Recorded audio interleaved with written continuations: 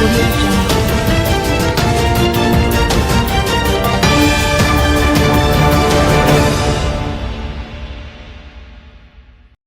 Suspect held. Senior police detectives have confirmed that the main suspect in the murder of veteran journalist Barbara Gil was held on Wednesday evening, hours after he abandoned her motor vehicle as law enforcers tightened their dragnet around him. The suspect was apprehended in heavily foliage near the section of St. Catherine where he had left the vehicle, license plate number BG77, and escaped Wednesday morning. Reacting to the development, Gil's cousin, Michael, expressed relief. "My heart feels good right now. It makes me feel a little sense of relief. Jano, I'm glad to hear that good news," he told reporters. Early Wednesday, police sources told reporters that the main suspect was seen driving Gil's motor car in sections of Gregory Park, St. Catherine on Tuesday, hours after her body had been found at her house in Caymanas Country Club Estate, Phase 1 in the parish. According to sources, the suspect, whose name is being withheld, told people who questioned him about the car that he had rented the vehicle.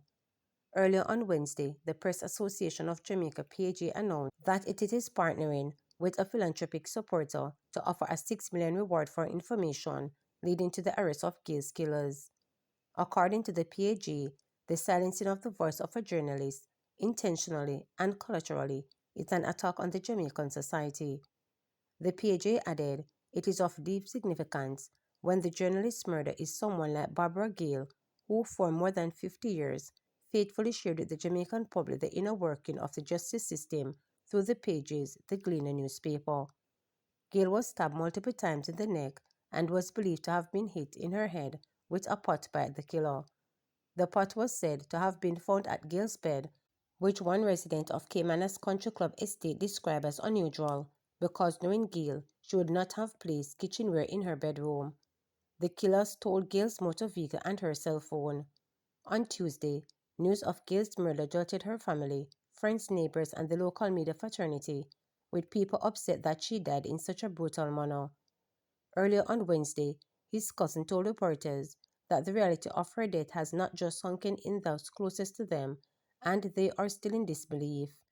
At the same time, on hearing that Gil's motor vehicle was found, he expressed optimism that the police would capture the suspect quickly. "At least, it shows that the police are doing their work. They are putting in the work to catch this culprit fast. I don't think anybody in the world wants to see this guy captured fast like how I want to see it," he stated. "I was at home when I got a call that they found her vehicle. I would have been happier if they actually caught the culprit. We are not really worried about the car. Those are material things that can come and go. But when you take our loved one's life, that cannot come back. You took something from us before the time, and there are no words to explain that," stated the cousin. Both her two remaining children are overseas in the United States. Her son is not doing so great. It is like he is still in disbelief. She was one of the greatest and one of the most loved people in the world.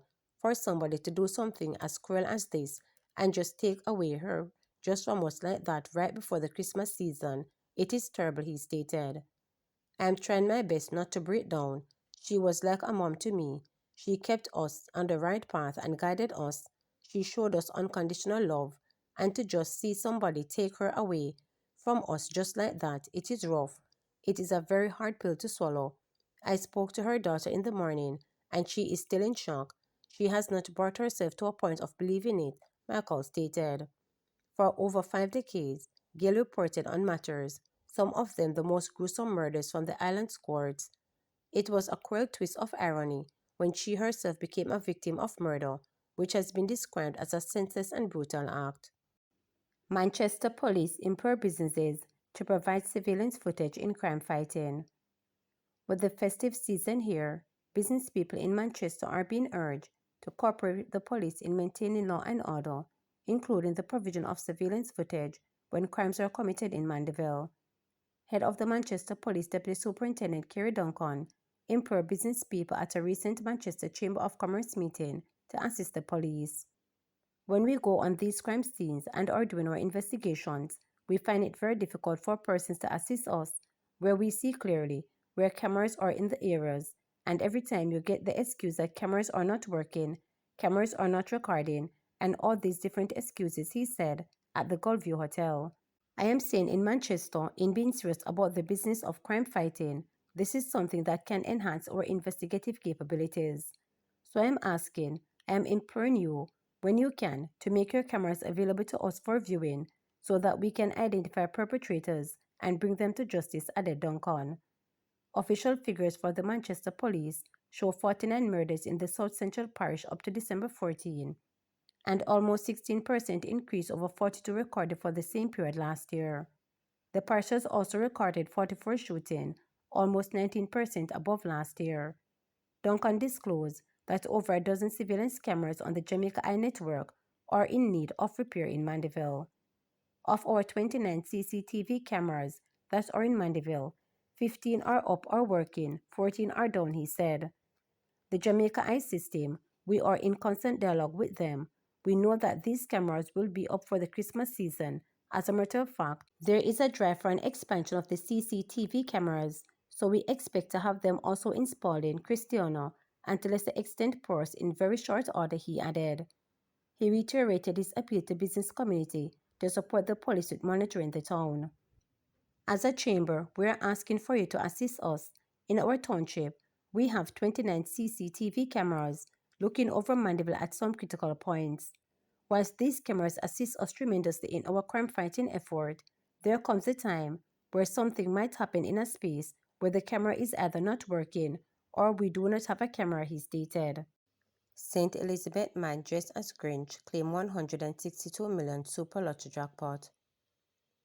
Although he collected his prize just as a Grinch, the holiday will be especially festive for a St. Elizabeth resident, A. Reed, who has claimed the 162 million Super Lotto jackpot, bringing an early Christmas gift to him and his family, gaming company Supreme Ventures has announced. In a release, Supreme Ventures noted that the man had previously come within a number or two of the winning, but his persistence finally paid off when the winning numbers 11, 19, 24, 25, 33, and Super Bowl 5. Reed plans to distribute a significant portion of his winning among his children and within his community. This win is about more than just the money and is bigger than me, Reed said, while dressed as a cartoon character Grinch, infamous for hating the Christmas season. I will use this money to provide for my children and to finally buy a house. I will also be giving back to my community through the church and the schools. I always try to give back from the little that I have, so now that I have more money, it means I can give more. Winning this money isn't really about me. I will definitely be using more of it to help others, he added. He is the fourth Lotto jackpot super winner this year. In March, a businessman took home 162 million, and in August, a retiree won Jamaican 236.5 million in the Super Lotto jackpot. The other Super Lotto jackpot hit was in St. Martin, where the player won 294 million, also in August. The latest win reflects the ongoing excitement of Super Lotto, said Kamal Powell, head of the marketing at Supreme Ventures Limited. We continue to see life-changing moments for players in Jamaica and across the region. Each win is a testament to the dreams we help make them real for numerous families. The multi-jurisdictional game is currently played in 6 Caribbean countries: Jamaica, Barbados, St. Kitts and the Nevis, Anguilla, Antigua, and St. Martin. Draw takes place every Tuesday and Friday at 8:30 p.m. Remember to subscribe, like, share, and click the notification bell for daily updates.